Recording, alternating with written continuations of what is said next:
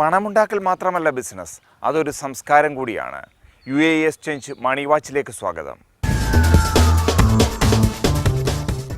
മികച്ച നേതൃത്വവും ദീർഘവീക്ഷണവും ഒരു ധനകാര്യ സ്ഥാപനത്തെ എങ്ങനെ വിജയത്തിലെത്തിക്കുമെന്നതിൻ്റെ ഏറ്റവും വലിയ ഉദാഹരണമാണ് സൗത്ത് ഇന്ത്യൻ ബാങ്ക്.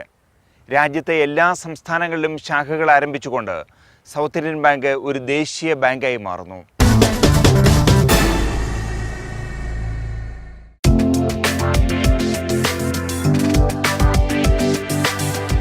രാജ്യത്തെ സ്വകാര്യ ബാങ്കുകളുടെ ചരിത്രത്തിൽ പുതിയ അധ്യായം കുറിച്ചുകൊണ്ട് സൗത്ത് ഇന്ത്യൻ ബാങ്ക് ഉയരങ്ങളിലേക്ക് കുതിക്കുകയാണ്.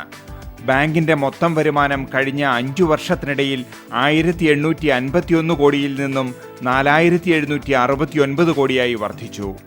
അറ്റാദായം 194 കോടിയിൽ നിന്നും 502 കോടിയിലെത്തി. കേരളത്തിലെ മറ്റൊരു ബാങ്കിനും സ്വപ്നം കാണാൻ കഴിയാത്ത ഈ നേട്ടത്തിനു പിന്നിൽ ദീർഘവീക്ഷണമുള്ള നേതൃത്വമുണ്ട്, ജീവനക്കാരുടെ കഠിനാധ്വാനമുണ്ട്. സ്വകാര്യ സാമ്പത്തിക സ്ഥാപനങ്ങളുടെ ചൂഷണത്തിൽ നിന്നും സാധാരണക്കാരെ രക്ഷിക്കാൻ 1929 തൃശ്ശൂരിൽ പ്രവർത്തനം ആരംഭിച്ചതാണ് സൗത്ത് ഇന്ത്യൻ ബാങ്ക്. സ്വദേശി പ്രസ്ഥാനത്തിൻ്റെ ഭാഗമായാണ് ബാങ്കിൻ്റെ പിറവി. ആദ്യകാലത്ത് വളർച്ചയുടെ ഗതിവേഗം കുറവായിരുന്നെങ്കിൽ 2005 ശേഷം ബാങ്ക് ഒരു കുതിച്ചിയാട്ടത്തിൻ്റെ പാതയിലാണ്. 2005 13,000 കോടി രൂപയുടെ ബിസിനസ് മാത്രം നേടിയിരുന്ന സൗത്ത് ഇന്ത്യൻ ബാങ്ക് ഇപ്പോൾ 1 ലക്ഷം കോടി രൂപയുടെ ബിസിനസ്സിലേക്കുള്ള പ്രയാണത്തിലാണ്. ബാങ്കിൻ്റെ ചരിത്രത്തിലെ ഏറ്റവും കൂടിയ പ്രോഫിറ്റാണ് ഇപ്രാവശ്യം ഡിക്ലെയർ ചെയ്തിരിക്കുന്നത്.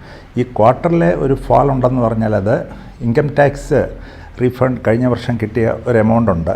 അത് മാറ്റിക്കഴിഞ്ഞാൽ ഈ വർഷവും പ്രോഫിറ്റ് കൂടിയിട്ടേ ഉള്ളൂ. കാരണം ഓപ്പറേറ്റിംഗ് പ്രോഫിറ്റ് നോക്കിക്കഴിഞ്ഞാൽ ഈ വർഷം കഴിഞ്ഞ വർഷത്തേക്കാളും വളരെയധികം വർദ്ധിച്ചിട്ടുണ്ട്. ഈ ടാക്സ് റീഫണ്ട് കഴിഞ്ഞ വർഷം കിട്ടിയത് ഈ പുതിയ ടാക്സ് റൂൾസിലെ അമെൻമെൻറ്റ് കാരണം ഈ വർഷം അത് കിട്ടിയിട്ടില്ല. അതുകൊണ്ടാണ് അത് മാറ്റി വെച്ച് കഴിഞ്ഞാൽ പ്രോഫിറ്റ് കൂടിയിട്ടേ ഉള്ളൂ ബാങ്കിൻ്റെ സബ്സ്റ്റാൻഷ്യലായിട്ട്. ബാങ്കിംഗ് മേഖലയുടെ ഭീഷണിയായ നിഷ്ക്രിയ ആസ്തി ഗണ്യമായ രീതിയിൽ കുറച്ചുകൊണ്ടുവരുവാനും സൗത്ത് ഇന്ത്യൻ ബാങ്കിന് കഴിഞ്ഞു. ഇതോടെ ഈ വർഷം ഏറ്റവും കുറവ് നിഷ്ക്രിയ ആസ്തിയുള്ള ബാങ്കായി സൗത്ത് ഇന്ത്യൻ ബാങ്ക് മാറിയിരിക്കുന്നു. ബാങ്ക് ഈ വർഷം ഏറ്റവും കൂടുതൽ കോൺസെൻട്രേറ്റ് ചെയ്തത് ഈ നിഷ്ക്രിയ ആസ്തിയുടെ കാര്യത്തിലാണ്. കാരണം മൊത്തത്തിൽ ബാങ്കിങ് ഇൻഡസ്ട്രിയുടെ ഇപ്പോഴത്തെ ഏറ്റവും വലിയൊരു ഭയം ഈ കിട്ടാക്കടം വർദ്ധിച്ചുകൊണ്ടിരിക്കുക. അത് വളരെയധികം വർദ്ധിച്ചിപ്പം ശരാശരി ബാങ്കിങ് ഇൻഡസ്ട്രിയുടെ 4.25 ആയെന്നാണ് പറയുന്നത്. അതൊരു പക്ഷേ ഇനിയും കൂടാനുള്ള ഒരു സാധ്യതയാണ് കാണുന്നത്. പക്ഷേ ഞങ്ങളതുകൊണ്ട് ഏറ്റവും കൂടുതൽ ശ്രദ്ധ കേന്ദ്രീകരിച്ചിരുന്നത് അത് കുറയ്ക്കാനാണ്. അത് വളരെയധികം ഞങ്ങൾ ശ്രമിച്ചു, അത് വിജയിക്കുകയും ചെയ്തു. കാരണം ഈ വർഷം ഞങ്ങൾ കഴിഞ്ഞ ക്വാർട്ടറിൽ ഞങ്ങളുടെ ലക്ഷ്യം ഈ നിഷ്ക്രിയ ആസ്തി 1% താഴെയും നിഷ്ക്രിയ ആസ്തി 1.5% താഴെയും കൊണ്ടുവരിക എന്നുള്ളതായിരുന്നു. അത് ഈ വർഷം ഒരു 1.1 നിഷ്ക്രിയാസ്തി കൊണ്ടുവരാനും അതുപോലെ നിഷ്ക്രിയാസ്തി 0.7 കുറയ്ക്കാനും സാധിച്ചു. അത് ബാങ്കിനെ സംബന്ധിച്ച് വലിയൊരു വിജയമാണ്. കാരണം ഇന്ന് ഇൻഡസ്ട്രിയിലെ തന്നെ ഏറ്റവും കുറച്ച് നിഷ്ക്രിയാസ്തിയുള്ളൊരു ബാങ്കായി ഇന്ന് സൗത്ത് ഇന്ത്യൻ ബാങ്ക് മാറിയിട്ടുണ്ട്. വിദേശ മലയാളികൾ കേരളത്തിലേക്ക് അയക്കുന്ന നിക്ഷേപങ്ങളിൽ നല്ലൊരു പങ്കുമെത്തുന്നത് സൗത്ത് ഇന്ത്യൻ ബാങ്കിലേക്കാണ്. ബാങ്കിൻ്റെ സേവനത്തിലും കാര്യക്ഷമതയിലും വിദേശ മലയാളികൾക്കുള്ള വിശ്വാസ്യതയുടെ തെളിവാണിത്. ഈ വർഷം ഞങ്ങളുടെ ബാങ്കിൻ്റെ ചരിത്രത്തിലെ റെക്കോർഡായിരുന്നു. ഈ വർഷമാണ് ഏറ്റവും കൂടുതൽ NRI ബിസിനസ് കൂടിയിരിക്കുന്നത്. ഈ വർഷം 30% മേൽ ബാങ്കിൻ്റെ NRI നിക്ഷേപം വർദ്ധിച്ചു. അതിന് 2-3 കാരണങ്ങളുണ്ട്. ഒന്ന്, ഈ ഇൻട്രസ്റ്റ് റേറ്റ് പണ്ട് റെസ്ട്രിക്ഷൻ ഉണ്ടായിരുന്നു NRI ഡെപ്പോസിറ്റ്, അതിപ്പോൾ എടുത്തു കളഞ്ഞു. ഇപ്പോൾ NRI ഡെപ്പോസിറ്റിനും സാധാരണ ഡെപ്പോസിറ്റിനും ഒക്കെ പലിശ സെയിമാണ്. രണ്ടാമത്, നമ്മുടെ ഡോളറിലുണ്ടായിരുന്ന ഡിപ്രീസിയേഷൻ അപ്രീസിയേഷൻ അനുസരിച്ച് ആളുകളുടെ റെമിറ്റൻസ് വർദ്ധിച്ചപ്പോൾ ഒരു സ്റ്റേജിൽ 68-69 രൂപ വരെ പോയപ്പോൾ വളരെയധികം റെമിറ്റൻസ് കേരളത്തിലെ എല്ലാ ബാങ്കുകളിലും വന്നു. അതിലേറ്റവും കൂടുതൽ അഡ്വാൻറ്റേജ് കിട്ടിയ ഒരു ബാങ്കിലൊന്നാണ് സൗത്ത് ഇന്ത്യൻ ബാങ്ക്. കാലത്തിനൊത്ത് അകവും പുറവും മാറാൻ കഴിഞ്ഞു എന്നതാണ് സൗത്ത് ഇന്ത്യൻ ബാങ്കിൻ്റെ മറ്റൊരു മികച്ച നേട്ടം. അടുത്ത തലമുറയുടെ ഭാവനയ്ക്കൊപ്പം സഞ്ചരിക്കുന്നതാണ് ബാങ്കിൻ്റെ എല്ലാ സംവിധാനങ്ങളും. വൈകാതെ മണിപ്പൂർ ഒഴികെ രാജ്യത്തെ എല്ലാ സംസ്ഥാനങ്ങളിലും ശാഖകൾ ആരംഭിച്ചുകൊണ്ട് ബാങ്കിംഗ് രംഗത്തെ ദേശീയ സാന്നിധ്യമായി മാറും. 85 വർഷത്തെ പാരമ്പര്യത്തെ യുവത്വത്തിലേക്ക് ആവാഹിക്കുകയാണ് സൗത്ത് ഇന്ത്യൻ ബാങ്ക്. വരും തലമുറയുടെ ബാങ്ക് എന്നുള്ള രീതിയിലേക്ക് ഇതിനെ എങ്ങനെ മാറ്റാം, അതുകൊണ്ടാണ് ഞങ്ങൾ എക്സ്പീരിയൻസ് നെക്സ്റ്റ് ജനറേഷൻ ബാങ്കിങ് എന്നുള്ള ഒരു തീം കാണിച്ച് ഞങ്ങളുടെ ലോഗോ മാറ്റി ഒരു ബ്രാൻഡ് അംബാസഡറെ കൊണ്ടുവന്നു. അതുപോലെ തന്നെ അന്ന് ശരാശരി ഞങ്ങളുടെ ജീവനക്കാരുടെ ഏജ് എന്ന് പറഞ്ഞാൽ 49 വയസ്സുള്ള ശരാശരി ഏജ്, ഇന്നത് 34 മാറ്റി. ഇന്ന് ബാങ്കിലെ ഏതാണ്ട് 600 മേലെ എൻജിനീയേഴ്സുണ്ട്, ഏതാണ്ട് 800ഓളം MBAക്കാരുണ്ട്. വളരെ ക്വാളിഫൈഡ് ആയിട്ടുള്ള ആളുകളെ കംപ്ലീറ്റ് വന്നു. ശരാശരി ആവറേജ് ഏജ് കുറഞ്ഞു. അതുപോലെ തന്നെ കമ്പ്യൂട്ടറൈസേഷനിൽ നമ്മൾ ഒരുപാട് മാറ്റങ്ങൾ വരുത്തി. ഇതെല്ലാം കൂടെ ഈ പറഞ്ഞ അടുത്ത തലമുറ, ഒരു വരും തലമുറ ബാങ്കായിട്ട് ഞങ്ങൾക്ക് അതിനെ മാറ്റാൻ സാധിച്ചു. പിന്നെ പ്രിമൈസസൊക്കെ നല്ല നല്ല പ്രിമൈസസുകൾ എടുത്തു. അന്നൊരു പക്ഷേ 2ാം നിലയിലും 3ാം നിലയിലും ഒക്കെ ഉണ്ടായിരുന്ന സ്ഥലമൊക്കെ തന്നെ ഗ്രൗണ്ട് ഫ്ലോറിൽ കൊണ്ടുവന്ന് നല്ല പാർക്കിംഗ് സ്പേസ് ഉള്ള ATM കൂടി. അന്ന് 10 വർഷം മുമ്പ് ബാങ്കിന് 100 ATM ഉള്ളായിരുന്നു. ഇപ്പോൾ ഞങ്ങൾ ഈ കഴിഞ്ഞ ആഴ്ച 1001ാമത്തെ ATM ഉദ്ഘാടനം ചെയ്തു. അതുപോലെ പിന്നെ ബാങ്കിൻ്റെ പ്രസൻസും പ്രധാനമായിട്ടും കേരളവും തമിഴ്നാടും ഒക്കെ ആയിട്ട് നിൽക്കുകയായിരുന്നു. വളരെ ചുരുക്കം ബ്രാഞ്ചുകളെ മറ്റ് സ്ഥലങ്ങളിലുണ്ടായിരുന്നുള്ളൂ. ഇന്ന് ഇന്ത്യയിലെ മിക്കവാറും എല്ലാ സംസ്ഥാനങ്ങളിലും തന്നെ സിക്കിമും അരുണാചൽ പ്രദേശും മണിപ്പൂരും നീക്കി ബാക്കി എല്ലാ സംസ്ഥാനത്തുമായി. ഈ വർഷം സിക്കിമിലും അരുണാചലിലൂടെ തുറക്കണമെന്നാണ് ഞാൻ ആഗ്രഹം. അത് കഴിഞ്ഞാൽ പിന്നെ മണിപ്പൂർ മാത്രമേ ഉള്ളായിരിക്കും ബാങ്കിൻ്റെ ശാഖയില്ലാത്ത ഒരേ ഒരു സംസ്ഥാനം. 75,000 കോടി രൂപയുടെ ബിസിനസ് എന്ന ലക്ഷ്യത്തോടെ നടപ്പാക്കിയ വിഷൻ 2013 വിജയ നേട്ടത്തിലാണ് സൗത്ത് ഇന്ത്യൻ ബാങ്ക്. ഈ വർഷം അത് 1 ലക്ഷം കോടി കവിയും. 2017 മൊത്തം ഇടപാട് 1.5 ലക്ഷം കോടിയിൽ എത്തിക്കാനാണ് ബാങ്ക് ലക്ഷ്യമിടുന്നത്. ഞങ്ങൾ 1,50,000 കോടിയുടെ ബിസിനസ്സാണ് 2017 ലക്ഷ്യമിട്ടിരിക്കുന്നത്. ഈ വരുന്ന മാർച്ചിൽ 1 ലക്ഷം കോടി കഴിയും. അത് കഴിഞ്ഞാൽ 1.25 ലക്ഷം കോടി, 1.5 ലക്ഷം, അങ്ങനെ 14, 15, 16 2017 ആകുമ്പോൾ ബാങ്കിന് 1.5 ലക്ഷം കോടിയുടെ ബിസിനസ് എത്തിക്കുക. എല്ലാ വർഷവും 50 ഓഫീസുകളും 200 ATMകളും തുടരുക. കൺസിസ്റ്റൻ്റ് ആയിട്ടുള്ള ഒരു ഗ്രോത്ത്. ഇതാണ് ഞങ്ങൾ പ്ലാൻ ചെയ്തിരിക്കുന്നത് നെക്സ്റ്റ് 3 years. ഏത് സ്ഥാപനത്തിൻ്റെയും വിജയത്തിന് പിന്നിൽ ദീർഘവീക്ഷണമുള്ള കാഴ്ചപ്പാടുണ്ടാകും. ആ കാഴ്ചപ്പാടും നിതാന്തമായ പരിശ്രമവുമാണ് സൗത്ത് ഇന്ത്യൻ ബാങ്കിൻ്റെ മേധാവി ഡോക്ടർ VA ജോസഫിനെ ശ്രദ്ധേയമാക്കുന്നത്. ബാങ്കിങ് എന്ന് പറയുന്ന ഒരു സർവീസ് ഇൻഡസ്ട്രിയാണ്. അപ്പം ആ കൗണ്ടറിൽ ചെല്ലുമ്പോൾ നമ്മുടെ ജീവനക്കാർ കൊടുക്കുന്ന ഒരു സർവീസാണ് ഒരു ബാങ്കിനെ മറ്റ് ബാങ്കിൽ നിന്ന് വ്യത്യസ്തമാക്കുന്നത്. ഇപ്പം ഒരുപാട് ബാങ്കുകളുണ്ട്. ഒരു ബാങ്ക് നല്ല ബാങ്കാന്ന് പറയുന്നത് എന്താണ്? ആ ബാങ്കിൽ ചെല്ലുമ്പോൾ ആ സ്റ്റാഫ് നല്ല സർവീസ് കൊടുക്കുന്നു, പെട്ടെന്ന് തീരുമാനങ്ങൾ കൊടുക്കുന്നു, പൊളൈറ്റായിട്ട് സംസാരിക്കുന്നു. അപ്പോൾ ജീവനക്കാർ നല്ല സർവീസ് കൊടുത്താൽ ബാങ്ക് നല്ലതാണ്. അല്ലാതെ ഇപ്പോൾ ഒരു കുറച്ച് എക്സിക്യൂട്ടീവ്സ് നല്ലവരായതുകൊണ്ടോ അവരുടെ കഴിവുകൊണ്ടോ ഒന്നുമല്ല. അവർക്കൊരു ഡയറക്ഷൻ കൊടുക്കാമെന്നുള്ളതല്ലാതെ ഇപ്പോൾ ഈ ബാങ്കിൻ്റെ ഏറ്റവും വലിയ വിജയം എന്ന് പറയുന്നത് വളരെ കമ്മിറ്റഡ് ആയിട്ടുള്ള എംപ്ലോയീസാണ്. പലപ്പോഴും എനിക്ക് വളരെ റെയറായിട്ട് എനിക്ക് സ്റ്റാഫിൻ്റെ സർവീസിനെ കുറിച്ച് കംപ്ലയിൻറ്റ് കിട്ടാറുള്ളൂ. അവർ പറയുന്നത് നിങ്ങളുടെ സ്റ്റാഫിൻ്റെ ഒരു കമ്മിറ്റ്മെൻറ്റ് വളരെ യുണീക്കാണ്. ഒരു ബാങ്കിലും കാണാത്ത തരത്തിൽ പല സ്ഥലത്ത് ചെല്ലുമ്പോഴും കിട്ടുന്ന ഒരു ഫീഡ്ബാക്കാണ്. അത് ഈ ബാങ്കിൻ്റെ ഏറ്റവും വലിയൊരു ശക്തി എന്ന് പറയുന്നത് ആ ജീവനക്കാരുടെ ഒരു കമ്മിറ്റ്മെൻറ്റ്. അതാണ് എനിക്ക് തോന്നുന്നത്. ദേശീയ തലത്തിൽ നിരവധി പുരസ്കാരങ്ങളും സൗത്ത് ഇന്ത്യൻ ബാങ്കിനെ തേടിയെത്തിയിട്ടുണ്ട്. ബിസിനസ് വേൾഡിൻ്റെ ബെസ്റ്റ് ബാങ്ക് അവാർഡ്, അസറ്റ് ക്വാളിറ്റിക്കുള്ള Dun and Bradstreet award, technology excellence award തുടങ്ങിയവ ഇവയിൽ ചിലതാണ്. കേരളത്തിലെ ആദ്യത്തെ ഷെഡ്യൂൾഡ് ബാങ്ക്, കോർ ബാങ്കിംഗ് ഏർപ്പെടുത്തിയ കേരളത്തിലെ ആദ്യ ബാങ്ക്, കേരളത്തിൽ ആദ്യമായി NRI ബ്രാഞ്ച് ആരംഭിച്ച ബാങ്ക് തുടങ്ങി നിരവധി 1ാം സ്ഥാനങ്ങളുള്ള സൗത്ത് ഇന്ത്യൻ ബാങ്ക് അതിൻ്റെ പ്രയാണം തുടരുകയാണ്. ഇന്ത്യയിലെ തന്നെ ഏറ്റവും മികച്ച ബാങ്കായി മാറുകയാണ് സൗത്ത് ഇന്ത്യൻ ബാങ്കിൻ്റെ ഇപ്പോഴത്തെ ലക്ഷ്യം.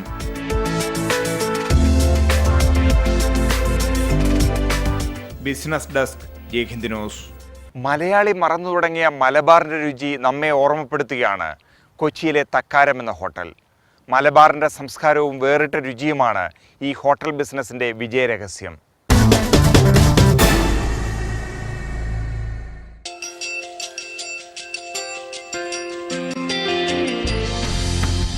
മലബാറുകാരുടെ മനസ്സിൽ സ്വാദിൻ്റെ കൊട്ടാരമായി നിരവധി ഹോട്ടലുകളുണ്ട്. ബീരാൻ മമ്മൂക്കാൻ്റെയും സിലോൺ മൊയ്തൂക്കാൻ്റെയും ഭാരതി വിലാസം മാരാരുടെയും കൈലാസ് നാരായണേട്ടൻ്റെയും ഊട്ടുപുരകൾ വിളമ്പിയ ആവി പറക്കുന്ന സ്വാദിൻ്റെ ഓർമ്മകൾ ഇന്നും അവിടുത്തെ തെരുവുകളിലുണ്ട്. അത്തരത്തിലൊന്നാണ് തളിപ്പറമ്പിലെ ഈറ്റിശ്ശേരിയുടെ ഹോട്ടൽ. 4.5 പതിറ്റാണ്ട് മുമ്പ് മലബാറിൻ്റെ തനിമയും കൈപുണ്യവും ചേർത്ത് ഈറ്റിശ്ശേരി വിളമ്പിയ രുചിക്കൂട്ടുകൾ ഇന്നും തളിപ്പറമ്പുകാരുടെ നാവിൽ നിന്ന് മാഞ്ഞിട്ടില്ല. ഈറ്റിശ്ശേരിയുടെ കട നാട്ടുകാർക്ക് തക്കാരമായിരുന്നു, സ്നേഹസൽക്കാരം. ഇതിൻ്റെ ചൂടുപിടിച്ചാണ് തളിപ്പറമ്പിലെ ഏതാനും ചെറുപ്പക്കാർ ചേർന്ന് സ്വന്തം നാട്ടിൽ തക്കാരം എന്ന ഹോട്ടൽ ആരംഭിച്ചത്. ആ തക്കാരം പിന്നെ കൊച്ചിയിലേക്കും വളർന്നു. കൊച്ചിയിലിപ്പോൾ തക്കാരത്തിന് 2 ഹോട്ടലുകളുണ്ട്. ഒന്ന് പനമ്പള്ളി നഗറിലും മറ്റൊന്ന് വൈറ്റിലയിലും. മലബാറിൻ്റെ ഓരോ മുക്കിലും മൂലയിലുമുള്ള രുചിയുടെ സാമ്രാജ്യം അതേപടി പറിച്ചു നടുകയാണ് തക്കാരം. മീൻ മസാല, ആട്ടിറച്ചി വെളുത്തുള്ളി കാച്ചിയത്, രാമന്തളി പോത്തുകറി, കോഴി പച്ചമുളകിട്ടത്, കോഴി സൂക്ക, കോഴിയാണം, ആട്ടിറച്ചി മൺചട്ടിയിൽ വറ്റിച്ചത്, പച്ചത്തിരണ്ട് വറ്റിച്ചത് തുടങ്ങി എണ്ണിയാൽ തീരാത്ത പറഞ്ഞാൽ തീരാത്ത രുചിയുടെ കാക്കത്തുള്ളായിരം വിഭവങ്ങൾ തക്കാരത്തിലുണ്ട്. പശി അടങ്ങിയാലും നാവ് നമ്മെ വീണ്ടും തക്കാരത്തിലേക്ക് നടത്തും. പൊക്കൻ മൊയ്തൂക്ക പറഞ്ഞുകൊടുത്ത ചേരുവകളും ഖദീജ ഹജുമ്മയുടെ രുചിക്കൂട്ടുമെല്ലാം ഈ പാചകപ്പുരയുടെ മാത്രം രഹസ്യങ്ങളാണ്. ഒരിക്കൽ ഈ സ്വാദറിഞ്ഞവർ വീണ്ടും വരുന്നതും പറഞ്ഞു കേട്ടവർ തേടിയെത്തുന്നതും ഈ കൈപുണ്യത്തിൻ്റെ മഹത്വമാണ്. നമ്മുടെ ഫുഡിൻ്റെ മെയിനായിട്ടുള്ള സംഭവം തനി നാടൻ വിഭവങ്ങളാണ് നമ്മൾ ചെയ്യുന്നത്. അല്ലാതെ നമ്മുടെ സ്വന്തം മില്ലിൽ തന്നെ അതിൻ്റെ മസാലകളും കൂട്ടുകളും നമ്മൾ തന്നെ പ്രിപ്പയർ ചെയ്തിട്ട് ജനങ്ങളിലേക്ക് എത്തിച്ചപ്പോൾ അത് ജനങ്ങൾ നന്നായിട്ട് അത് സ്വീകരിച്ചു. അങ്ങനെയാണ് പനമ്പള്ളിയിൽ എറണാകുളത്ത് ഫസ്റ്റ് നമ്മളിവിടെ എൻട്രി ചെയ്യുന്നത്. ഇപ്പോൾ നമ്മൾ രണ്ടാമത് വൈറ്റിലേൽ ഇപ്പോൾ ഇവിടെ തുടങ്ങിയിട്ട് ഏകദേശം 1 മാസമായി. ആട്ടിൻകാൽ ചുട്ടത്, അത് ആട്ടിൻതല വറ്റിച്ചത്, അത് നമ്മുടേതായിട്ടുള്ളൊരു മസാലയിൽ നമ്മൾ തന്നെ പ്രിപ്പയർ ചെയ്തിട്ട്, പിന്നെ മീൻ ചുട്ടത്, അതുപോലെ തന്നെ മീനാണെന്ന് പറഞ്ഞിട്ട് സ്പെഷ്യൽ തളിപ്പറമ്പിലൊരു ഐറ്റംസ് ഉണ്ട്, മീനാണോ, അതുപോലെ കോഴിയാണോ, അതൊക്കെ ഇവിടെ ജനങ്ങൾക്ക് ഭയങ്കര എറണാകുളക്കാർക്ക് ഇവിടെ ഫസ്റ്റ് ടൈമാണ് ഇങ്ങനെയുള്ളൊരു സംഭവം, ഒരു രുചിയുടെ ഒരു ലോകത്തേക്ക് ഇവർ അറിയപ്പെടുന്നത്. 44 വർഷം മുമ്പേ ഞങ്ങൾ തളിപ്പറമ്പിലൊരു ഹോട്ടലുണ്ട്, ഈറ്റിശ്ശേരി ഹോട്ടൽ എന്ന് പറയുന്നത്. അത് എൻ്റെ ഫാദറിൻ്റെ വീട്. അപ്പോൾ അതിന് ജനങ്ങളിട്ട പേരാണ് ഈറ്റിശ്ശേരിയുടെ തക്കാരം. ഹോട്ടലിൻ്റെ പേര് സിറ്റി സ്റ്റാർ എന്നായിരുന്നു, പക്ഷേ അതിന് ജനങ്ങളിട്ട പേരാണ് ഈറ്റിശ്ശേരിയുടെ തക്കാരം. തക്കാരം മീൻസ് ഞങ്ങൾ മലബാറിൽ തക്കാരത്തിന് സൽക്കാരം നടത്താണ് വരുന്നത്. ഈറ്റിശ്ശേരിയുടെ തക്കാരം എന്നുള്ളത് അത് ജനങ്ങളിട്ട പേരായതുകൊണ്ട് തന്നെ ഞങ്ങളത് സ്വീകരിച്ചു.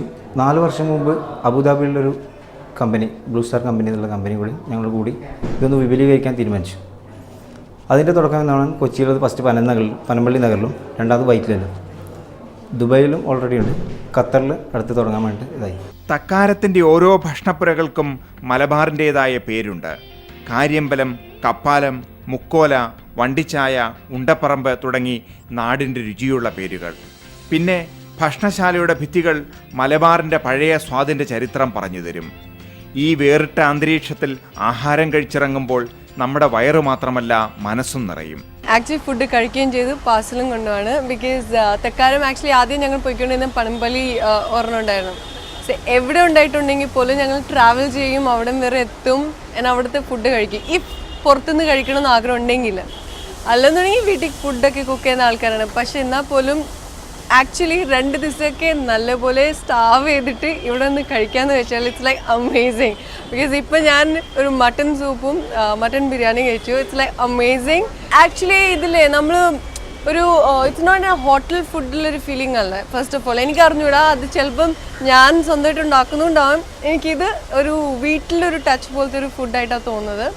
പിന്നെ രണ്ടാമത്തത് it's like I eat spicy food and whatever it is here, ഞാൻ ചൂസ് ചെയ്യുന്ന ഐറ്റമിൻ്റെ പ്രശ്നമാണെന്ന് എനിക്കറിയില്ല, പക്ഷേ everything is spicy enough, it's tasty and healthy. Hotel മുറിയിലിരുന്ന് ആഹാരം കഴിച്ചു മടുത്തവർക്ക് പുറത്ത് പാർക്ക് ചെയ്തിരിക്കുന്ന ബസ്സിലിരുന്നും ആഹാരം കഴിക്കാം. ഒരു യാത്രയുടെ മൂഡിൽ സുഹൃത്തുക്കളുമായി കൂടിയിരുന്നുള്ള ഈ പങ്കുവെക്കലിനും പ്രത്യേകതയുണ്ട്. സാധാരണ ഹോട്ടലുകളിലെ അടുക്കളയിൽ പ്രവേശനമില്ലെങ്കിൽ ഇവിടെ അടുക്കളയുടെ വാതിൽ നിങ്ങൾക്കായി തുറന്നിടുന്നു. കാരണം ഇവിടെ ശുദ്ധമായ രുചിയാണ് പാചകം ചെയ്യുന്നതും വിളമ്പുന്നതും.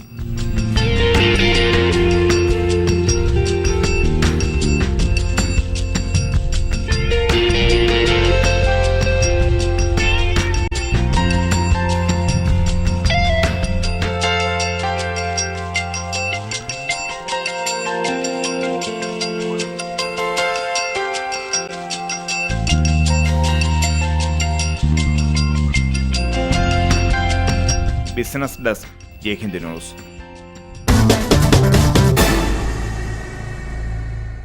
മാർക്കറ്റിൻ്റെ ഇപ്പോഴത്തെ ഒരു ട്രെൻഡ് നോക്കുകയാണെങ്കിൽ ഒരു പ്രീ ഇലക്ഷൻ റാലി ഓൾമോസ്റ്റ് ഒരു ഓവറായ പോലെ ഉണ്ട്. ആൾക്കാരെല്ലാം എക്സിറ്റ് പോളിന് വേണ്ടിയിട്ട് വെയിറ്റ് ചെയ്യുകയാണ്. I'm very bullish on മാർക്കറ്റിൻ്റെ undertone is very bullish. Maybe next 3-4 years we will see such a bullish trend in stock market.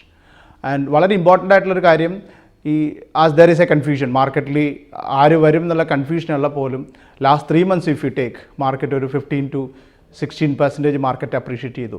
ഒരു 5,000 ഒരു 800 ലെവലിരുന്ന് 6,700-800 വരെ മാർക്കറ്റ് അപ്രീഷിയേറ്റ് ചെയ്തു.